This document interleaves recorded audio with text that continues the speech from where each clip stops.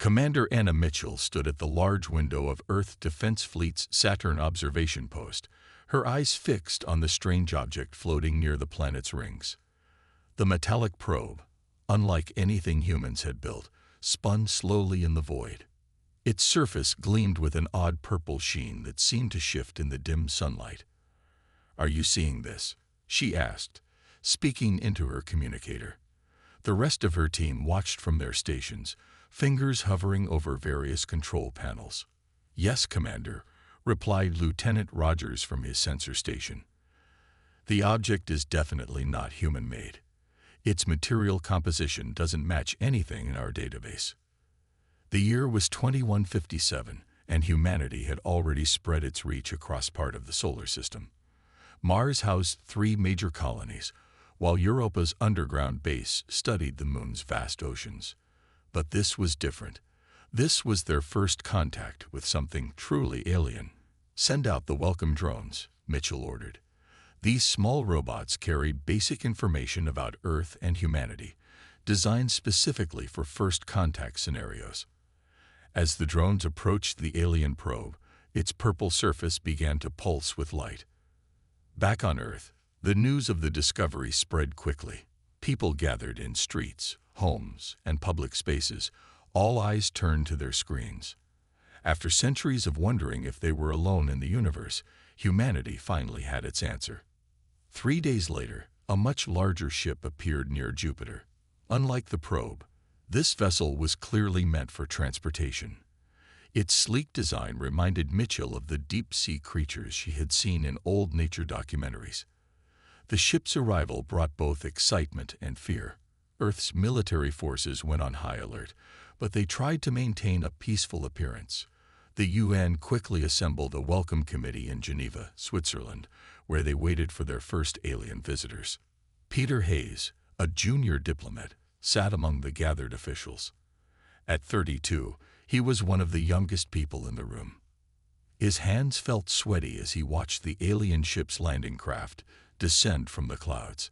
The vessel touched down with barely a sound, its surface shimmering like oil on water. When the aliens emerged, the crowd fell silent. Their leader, who called himself Ambassador Corell, stood nearly 7 feet tall.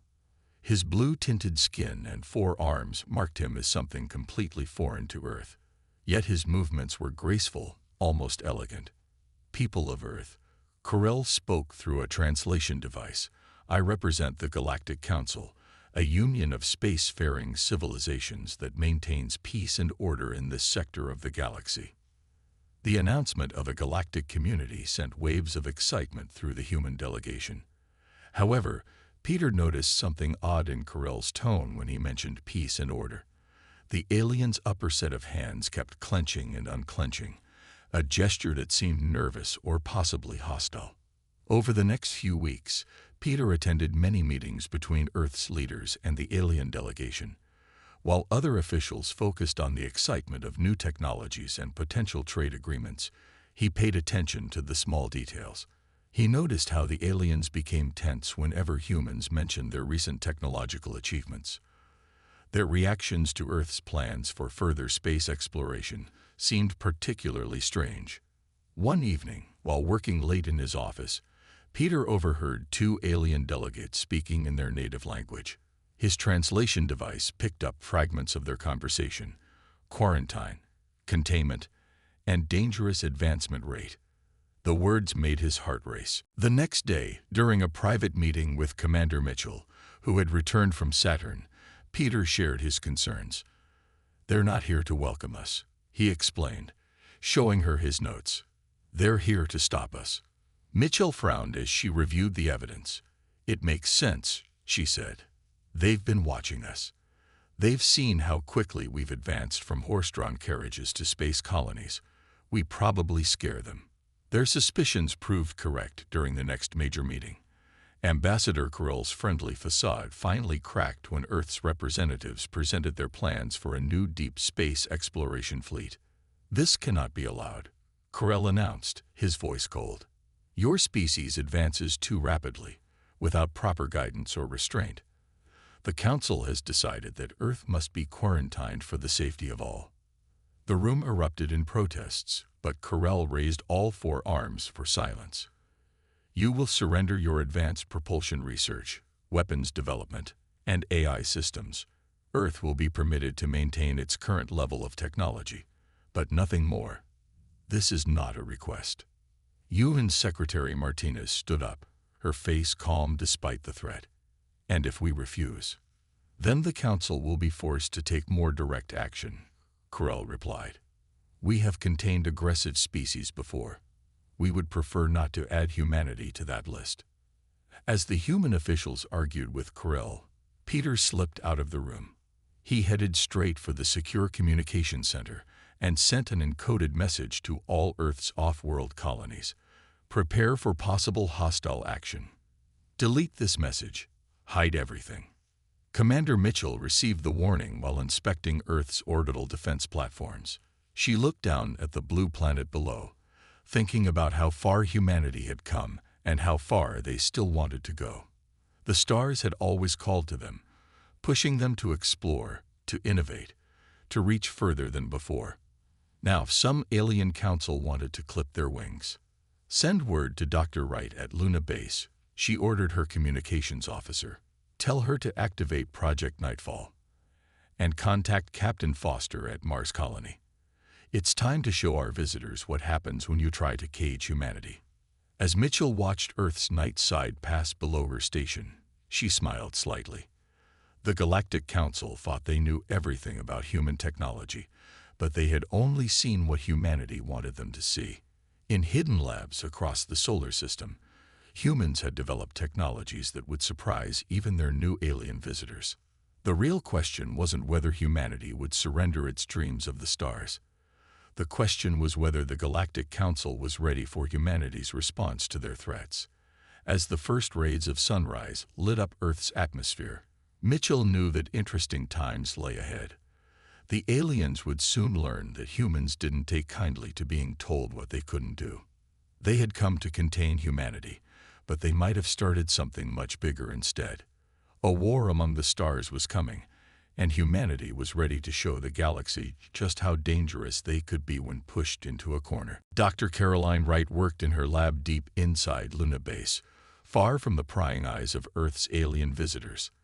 The underground facility hummed with energy as her latest experiment reached its final stage. Screens around her showed complex data patterns, but her attention focused on the small metal cube floating in the test chamber. Start recording, she said to her computer. Test number 47 of quantum tunneling device. She pressed a button, and the cube disappeared. A second later, it reappeared in another chamber 50 feet away. The sensors showed no trace of its movement between the 2 points. It worked, she whispered, then louder, it worked. Her team burst into quiet cheers. After 3 years of secret work, they had finally done it. They had created a way to move objects instantly through space without leaving any trace. Captain Daniel Foster's voice came through her private communicator. I just got the data from your test, Caroline. This is exactly what we needed. How soon can we make it bigger? Give me 2 weeks, she replied, already planning the next phase. We can have a ship-sized version ready by then. The aliens won't be able to track anything using this system. While Dr. Wright and her team worked on Luna Base, Earth's leaders put on a careful show for the Galactic Council. UN Secretary Susan Martinez sat in another long meeting with Ambassador Corell, pretending to discuss the terms of Earth's surrender. We understand your concerns, Martinez said, her voice calm and reasonable. But surely we can keep some of our research programs. Our people will resist if we take away too much at once. Corell's 4 arms moved in what humans had learned was a gesture of frustration. You still don't understand, Secretary Martinez. Your species develops technology too quickly. It's dangerous. Look how fast you went from primitive combustion engines to space travel. The Council cannot allow such rapid progress to continue. As they talked, hidden activities continued throughout the solar system. In underground bases on Mars, workers built new ships equipped with technology the aliens had never seen. On Europa, scientists developed weapons that could pierce any known alien shield. Even the asteroid belt held secrets, with entire facilities hidden inside hollow rocks. Captain Foster coordinated all these efforts from his office in Mars Colony 1. His computer showed a constant stream of encrypted messages from Earth's scattered outposts.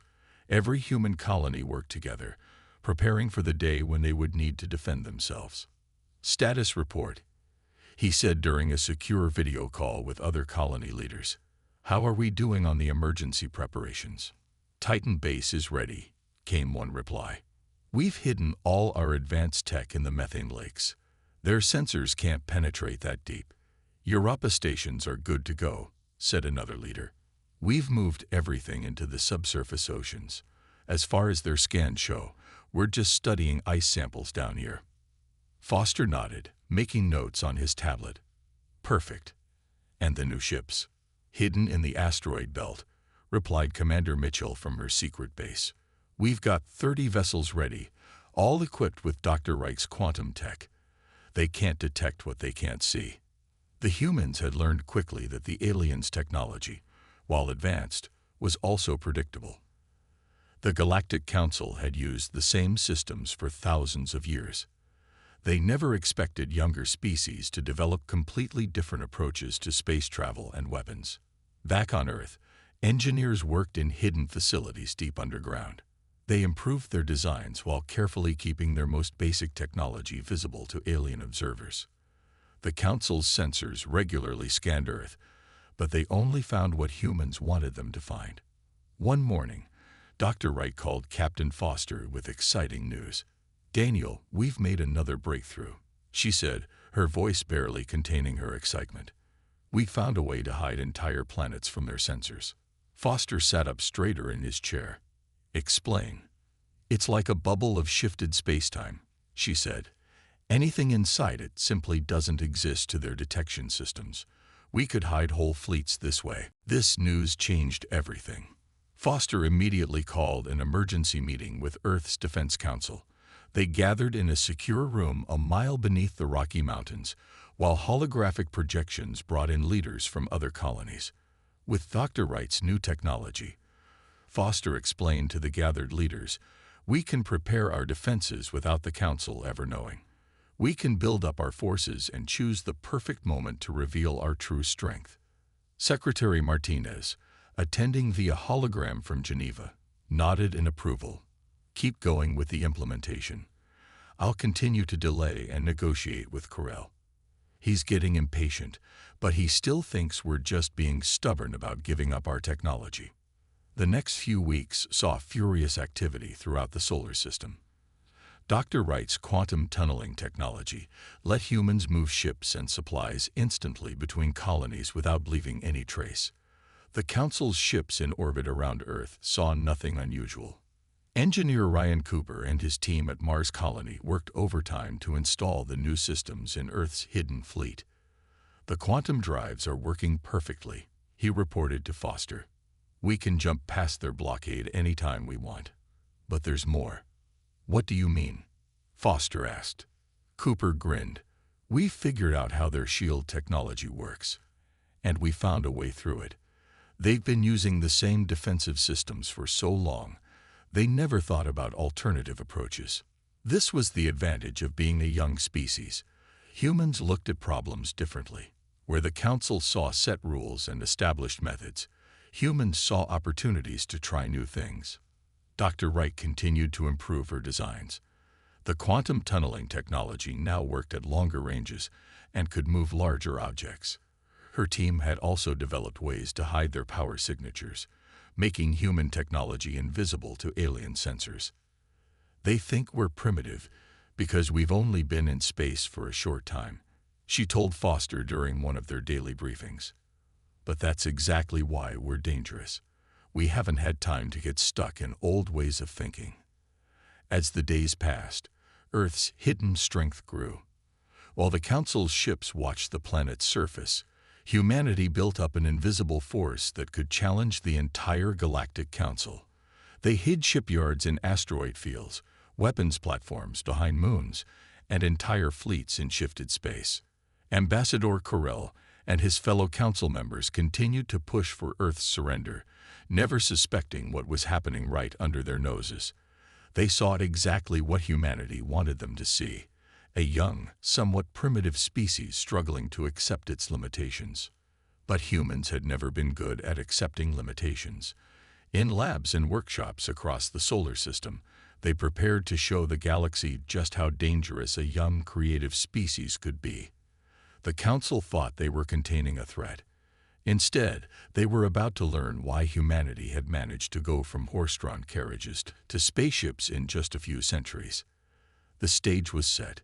Humanity's hidden edge was nearly ready. Soon, very soon, the Galactic Council would learn the price of underestimating Earth. The Galactic Council's patience finally ran out on a quiet Tuesday morning. Their ships moved into position around Earth, forming a tight blockade that would stop any space traffic from leaving or entering the solar system. At least that was their plan. Ambassador Corell stood before the UN Security Council, his forearms spread wide in what humans now recognized as a threatening gesture. "Your time is up," he announced. "Either surrender your advanced technology now, or we will take it by force." Secretary Martinez glanced at her phone, reading a message from Captain Foster. "Ready when you are." She looked back at Corell and smiled slightly. "I'm afraid we must decline your kind offer, Ambassador." Corell's skin turned a darker shade of blue, a sign of anger in his species. "Then you leave us no choice." He pressed a button on his wrist device, and the Council's ships began powering up their weapons. High above Earth, Lieutenant Amy Parker sat in her fighter craft, hidden inside Dr. Reich's quantum bubble. Her squadron of 30 fighters waited silently, completely invisible to the alien sensors. Similar squadrons hid near Mars, Venus, and throughout the asteroid belt. "All pilots, check in," she said quietly into her radio. One by one, her pilots reported ready. They had trained for months in secret for this moment. Their ships carried weapons that the Council had never seen before. The first alien shots struck Earth's atmosphere, designed to disable the planet's communications. But nothing happened. Their energy beams hit Dr. Wright's invisible shield and disappeared. In his ship above Earth, Corell received confusing reports. "The planetary defenses are stronger than our scans indicated," his weapons officer said. "We're not having any effect." "Impossible," Corell replied. "They're a primitive species. Their shields couldn't possibly." He never finished that sentence. Lieutenant Parker gave the order, and her squadron dropped their quantum cloaks. 30 fighters appeared out of nowhere, right in the middle of the alien fleet. "Let's show them what Earth can do," Parker said to her pilots. "Fire when ready." Their new weapons cut through the alien shields like they weren't even there. The Council ships, used to fighting enemies with similar technology to their own, had no defense against Earth's different approach to warfare. On Mars, engineer Ryan Cooper watched the battle through long-range sensors. "It's working exactly as we planned," he reported to Captain Foster. "Their shields can't stop our phase-shifted weapons." Foster nodded, watching the tactical display in his command center. "Launch the second wave. Let's show them we can defend our entire solar system, not just Earth." More human ships appeared, seeming to pop into existence around every planet and moon. The Council fleet found itself surrounded by enemies they couldn't detect until it was too late. In her fighter, Lieutenant Parker led another attack run. "Form up on me," she ordered her squadron. They moved as one unit, their ships dancing through space in ways the alien vessels couldn't match. Human pilots had learned to fly in the chaos of asteroid fields and gas giant storms. The Council's pilots, used to fighting in open space, couldn't keep up. On Earth, Corell watched in horror as his fleet's ships began to fall. "This is impossible," he said again. "Your technology was primitive. Our scans showed." "Your scans showed what we wanted them to show," Secretary Martinez replied calmly. "You should have asked yourself why a species that went from horses to spaceships in 2 centuries would suddenly stop advancing." In orbit, more Council ships discovered the hard way that humanity had not been sitting idle. The quantum tunneling technology let Earth's ships appear anywhere, strike, and vanish before the aliens could respond. Their phase-shifted weapons passed right through the Council's best shields. Another carrier group down, Parker reported as her squadron destroyed a cluster of alien ships. They're starting to retreat.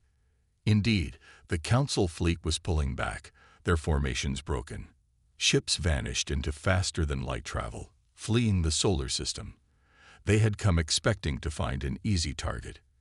Instead, they had found a hornet's nest.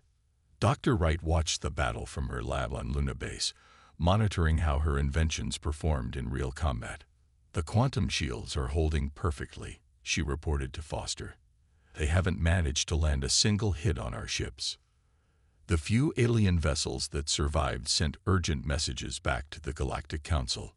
Their reports told of human ships that appeared from nowhere, weapons that ignored shields, and defenses that couldn't be penetrated.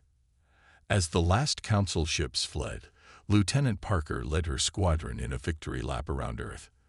Their fighters moved in perfect formation, visible now for all to see. On the ground, people cheered as they watched the show through telescopes and video feeds.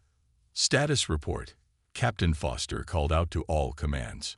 "Earth defensive grid at 100%, came the first reply. "No damage taken." "Mars colony secure," said another voice. "All enemy ships driven from the area." "Luna Base functioning perfectly," Dr. Wright added. "Our quantum grid covered every attack vector." In Geneva, Secretary Martinez stood up from her chair. "Ambassador Corell, I suggest you contact your superiors. Tell them that humanity refuses to be contained. We're ready to talk about peaceful cooperation, but we will not surrender our right to advance and explore." Corell's blue skin had turned almost white, a sign of fear in his species. You hid all of this from us." "How?" "We learned long ago not to show all our cards at once," Martins replied. "Now shall we discuss new terms, as equals this time?" The battle had lasted less than 2 hours. In that time, humanity had destroyed or driven off the entire Council fleet sent to blockade Earth. More importantly, they had shown that their technology, while different from the Council's, was just as effective. Lieutenant Parker landed her fighter and climbed out to meet her cheering squadron. "Good work today, everyone," she said. "But stay alert. This was just the first battle. The Council won't take this defeat lightly." She was right. Even as the survivors fled back to Council space, everyone knew this was just the beginning. Humanity had revealed its strength, but now they would have to prove they could keep it. In his command center, Captain Foster looked at the tactical display showing human ships resuming their defensive positions. "Send word to all commands," he ordered. "Stay ready. The real war is just beginning." The Council had wanted to cage humanity. Instead, they had given humans a reason to show just how dangerous they could be. The war among the stars had begun, and Earth had won its first battle. News of Earth's victory spread quickly through the galaxy. On hundreds of alien worlds, people watched recordings of human ships appearing from nowhere to defeat the Council's fleet. The Council had never lost a battle so completely before. Commander Anna Mitchell stood on the bridge of Earth's first diplomatic ship, the Starbridge, as it approached a meeting point in neutral space. After the battle, several alien species had secretly contacted Earth, wanting to talk. Another ship dropping out of light speed, her sensor officer reported. "It's the Meridian delegation." The Meridians were cat-like aliens who had chafed under Council rule for centuries. Their ship, all curved lines and glowing panels, took position near the Starbridge. Soon, more ships arrived, the disc-shaped craft of the Vega Collective, the crystalline vessels of the Solarians, and others. "This is Commander Mitchell of Earth," she broadcast to all the gathered ships. "We're here to listen and to talk about the future." On the Starbridge's main screen, alien faces appeared one by one.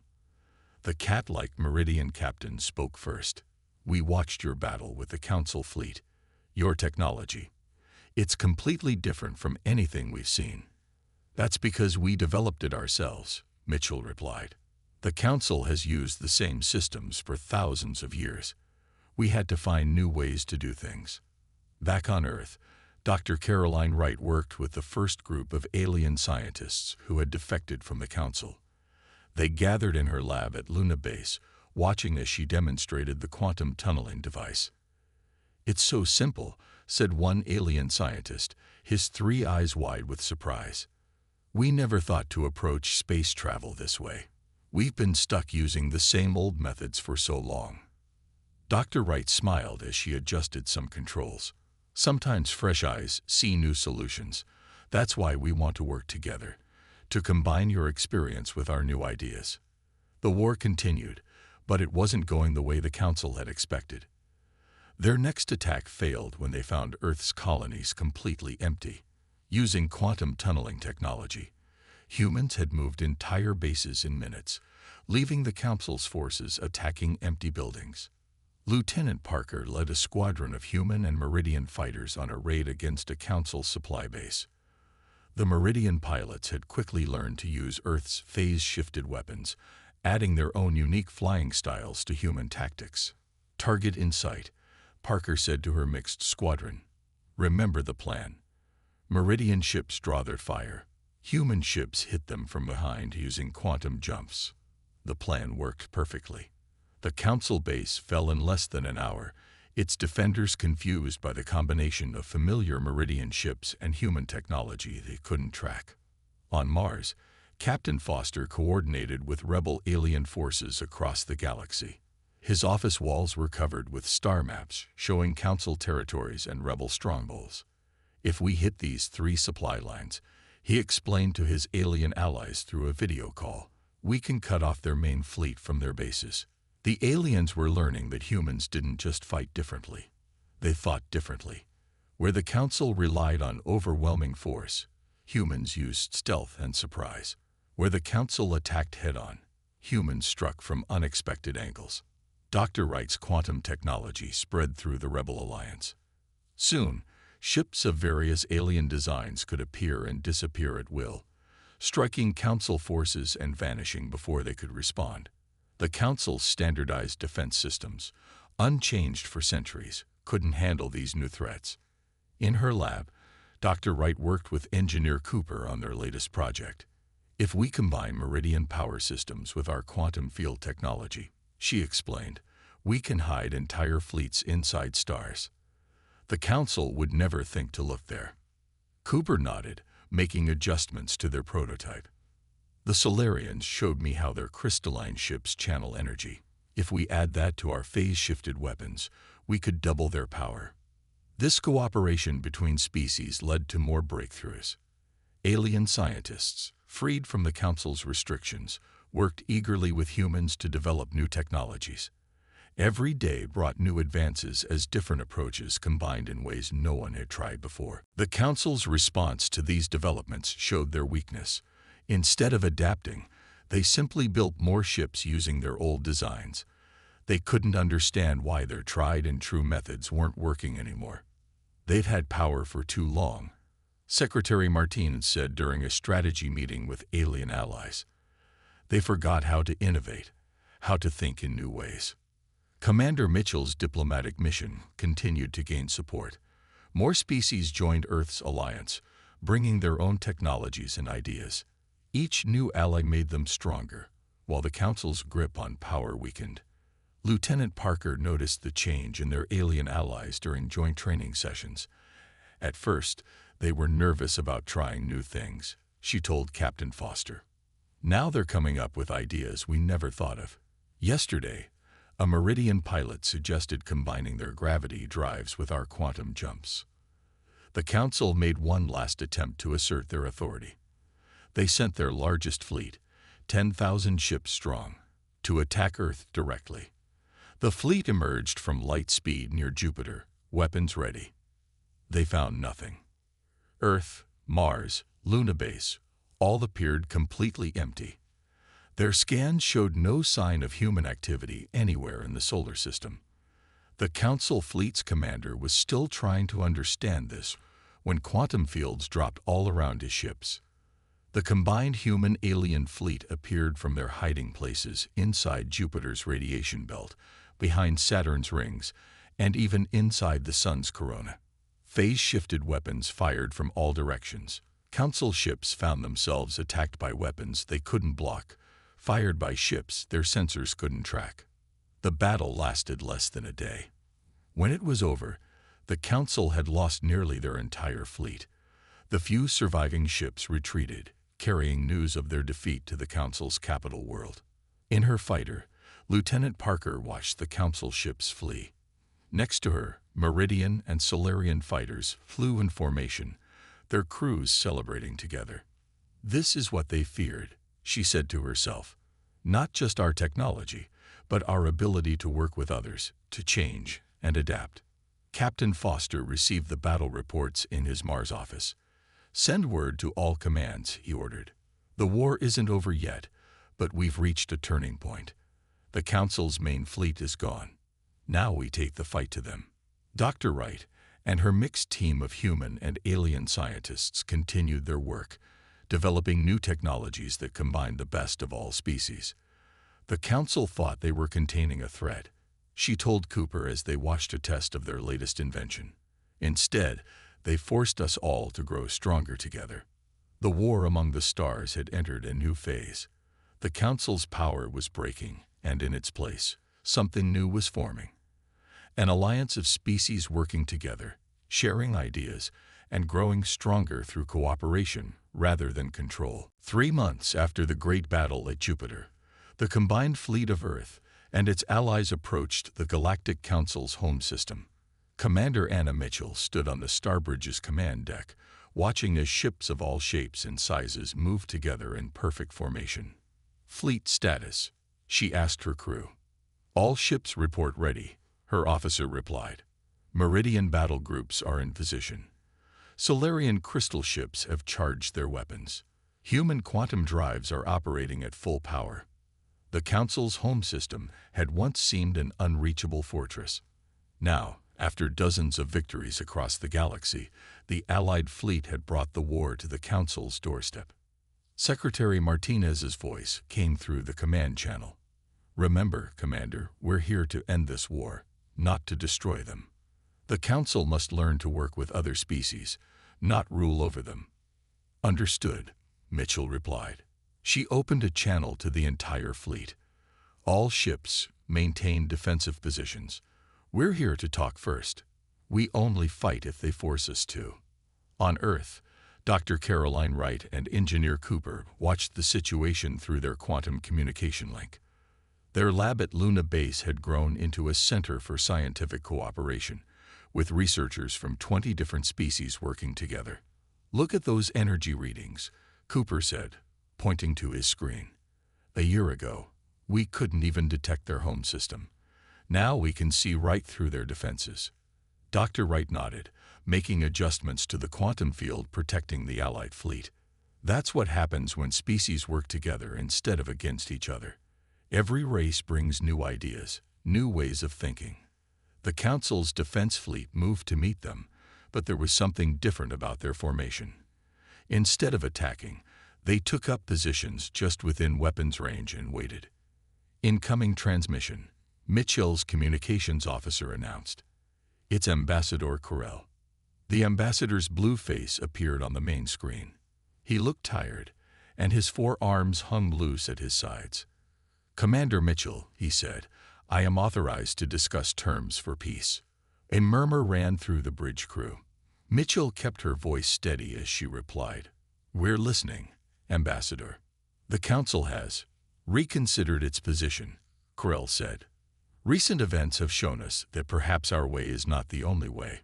We request a meeting to discuss a new arrangement between all species." Captain Foster, watching from his command center on Mars, sent a quick message to Mitchell. "Be careful. This could be a trap." But their scans showed no hidden fleets, no secret weapons powering up. The Council's defenses remained exactly where they could see them. "We accept," Mitchell replied to Corell. "Name the place." The meeting took place on a neutral station orbiting between the two fleets. Mitchell walked into the conference room with Lieutenant Parker and Secretary Martinez. They found Corell waiting with other council representatives. "Before we begin," Corell said, "I must acknowledge something. We were wrong about humanity. We saw your rapid advancement as a threat. Instead, you have shown us that innovation and cooperation are stronger than control and uniformity." Secretary Martinez smiled diplomatically. "We're glad you've come to this understanding. Now let's talk about the future." Over the next several hours, they worked out the basic framework for a new galactic society. The Council would give up its absolute power. In its place, they would create a true alliance of species where each race had an equal voice. "There's one more thing," Martin said near the end of the meeting. "Dr. Wright and our scientific teams have made an important discovery. Lieutenant Parker, would you show them?" Parker activated a holographic display showing a strange energy pattern. "We found this while studying quantum space. It's a signal coming from far outside our galaxy. Someone out there is trying to contact us." The aliens leaned forward, their expressions showing surprise and interest. "We've never detected anything like this," one of them said. "That's because you never looked in quantum space," Parker explained. "We only found it by combining human quantum technology with meridian sensors and Solarian crystal arrays. It took all of us working together to see it." Corell's color shifted to a thoughtful shade of blue. "So there are more advanced species out there, ones we haven't met yet." "Exactly," Martin said. "And when we do meet them, we should do it as a united galaxy, not as rulers and subjects. Every species brings something unique to the table. Together, we're stronger than we could ever be alone." The peace treaty was signed that same day. As news spread across the galaxy, celebrations broke out on hundreds of worlds. Species that had been kept apart by council rules began reaching out to each other, sharing ideas and technologies. Back on Luna Base, Dr. Wright and her multi-species team already worked on their next project. "The quantum signal is getting stronger," she told Cooper as they studied the readings. "Whatever's out there, they know we can hear them now." "One adventure ends, another begins," Cooper replied with a smile. Lieutenant Parker led a mixed squadron of human, Meridian, and Solarian ships on a victory flight through the Council's home system.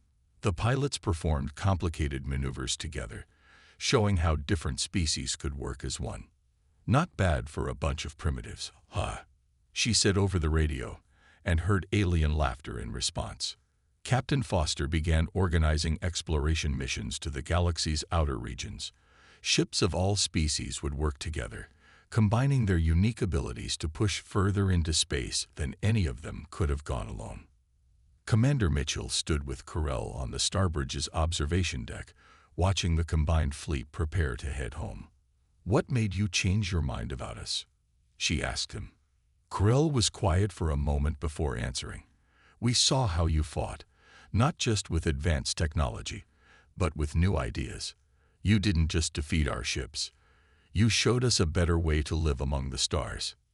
"That's what humans do," Mitchell replied. "We don't just adapt to new situations. We help others adapt too.